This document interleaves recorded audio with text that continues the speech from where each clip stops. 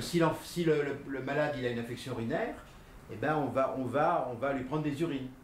Bon, c'est en fonction de ce qu'il a comme pathologie infectieuse. Par exemple, vous avez déjà entendu parler des méningites? Oui, c'est gravissime, une méningite. Si on ne traite pas une méningite, la mortalité est assurée. Donc là, on va prendre ce qu'on appelle le liquide céphalorachidien. Je ne sais pas si vous avez déjà entendu parler de ça. On va prendre une ponction lombaire, on va prendre le liquide céphalorachidien, puis on va regarder le liquide, savoir s'il est normal et s'il n'est pas normal.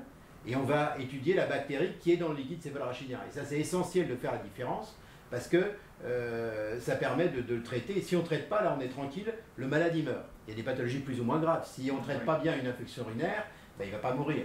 Il va avoir des ennuis, ça ne va pas bien se passer. Mais si on traite des pathologies, si on traite pas des pathologies graves, si les enfants traînent, vous avez déjà entendu parler des méningites, par exemple, à méningocoque. On voit ça à la télé, tout d'un coup il y a eu un cas de méningite à méningocoque dans telle ville, et ils nous envoient à la télé parce que ça c'est très contagieux. Et donc on est obligé de faire le diagnostic de la bactérie qui a infecté le patient, et puis de regarder ce que c'est comme bactérie pour donner ce qu'on appelle une prophylaxie à l'entourage. Ceux qui sont proches, ils ont plus de risques d'attraper la méningite que les autres. Et donc on est obligé de donner un médicament à ceux qui ont été dans le contact, dans l'entourage pendant les 7 jours précédents.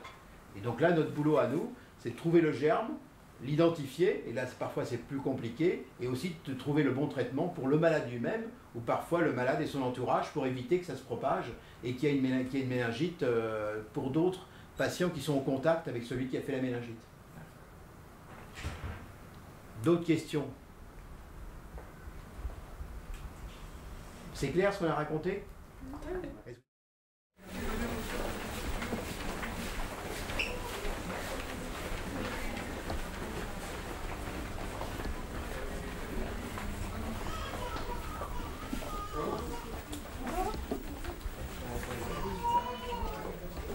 Une autre technique, c'est la technique du scanner, où là, c'est une imagerie où on fait des coupes.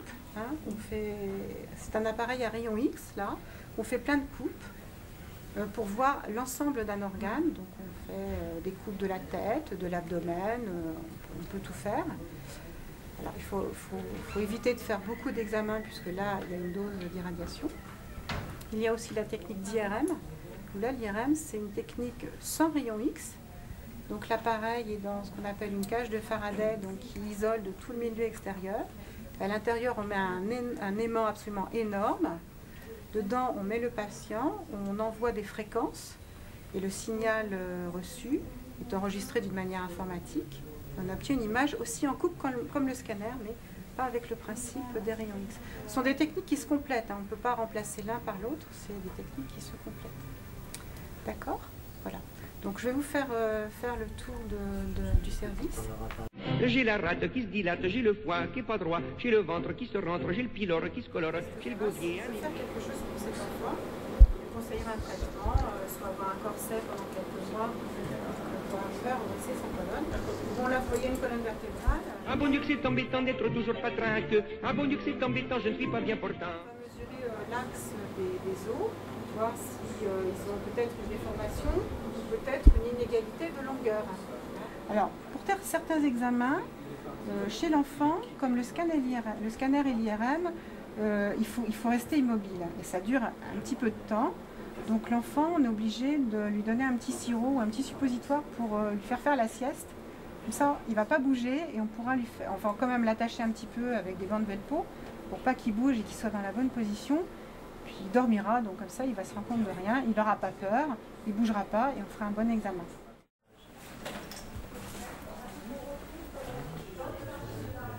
Elle le surveille parce qu'elle dort.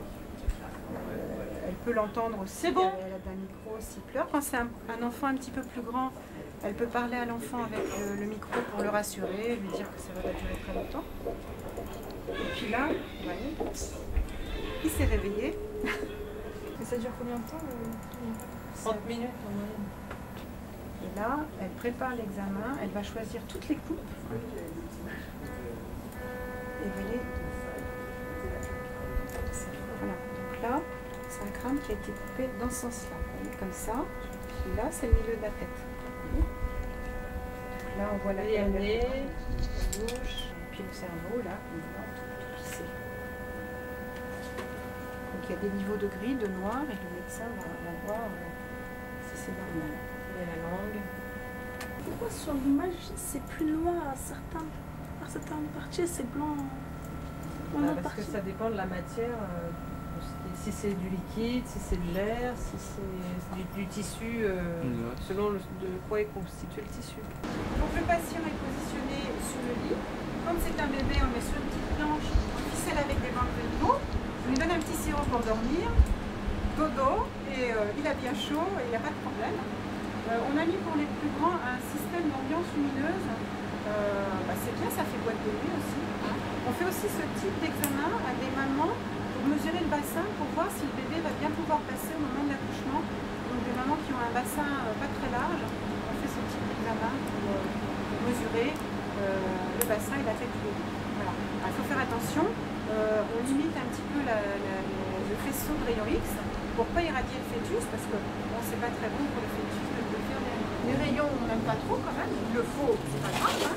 Mais il faut que les parents restent à côté de l'enfant et lui il n'a pas besoin. On leur met un tablier plombé comme ça, et il est complètement protégé, il ne reçoit aucune irradiation, il peut rester près de son bébé. Quand vous allez à la plage pendant 4 heures au bord de la mer au soleil, c'est la même dose que si vous avez une radio de poumon. On aime bien se faire bronzer 4 heures au soleil, hein. On peut se faire bronzer ici alors. On ne peut pas se faire bronzer ici. On fait des rayons, mais on ne sort pas bronzer. Voilà. Le manipulateur radio, c'est une école paramédicale. C'est un métier non médical, mais paramédical. C'est 3 ans d'études après le bac. Donc c'est un métier qui allie la technique, la communication. Alors le débouché, il y a des débouchés où vous pouvez être comme moi responsable d'un service. Et là vous coordonnez les gens, vous les faites travailler ensemble, vous apportez des améliorations. Et puis aussi on peut travailler dans des laboratoires de recherche. Hein. Il y a quand même moins de débouchés du côté recherche, mais on peut aussi travailler dans des laboratoires de recherche pour faire évoluer la science.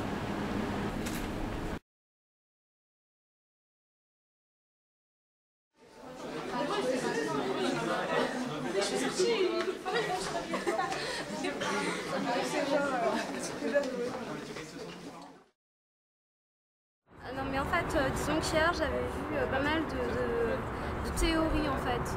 Je veux dire, même si grâce à une caméra je pouvais voir en fait les pathologies qu'elle me montrait, là j'ai vraiment vu comment on les traitait, la préparation, tout le protocole en fait. Et c'est vrai que ça renforce un peu déjà les petites connaissances que j'avais, donc ouais, c'était vraiment enrichissant.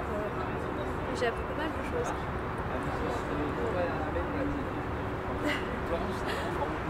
Qu'est-ce que tu as fait comme type de stage? En fait, le premier jour, lundi, j'étais dans les laboratoires, en microbiologie, en hématologie, en cytologie. On a découvert un peu les automates.